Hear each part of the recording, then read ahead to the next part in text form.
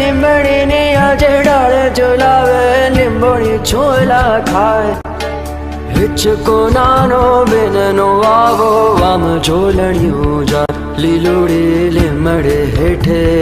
બેનુડી હિચકે છે કોણ હલાવે લીમડીને કોણ ઝુલાવે પીપળી ભાઈની બેની લડકીને પહેલો ઝુલાવે ડાળકી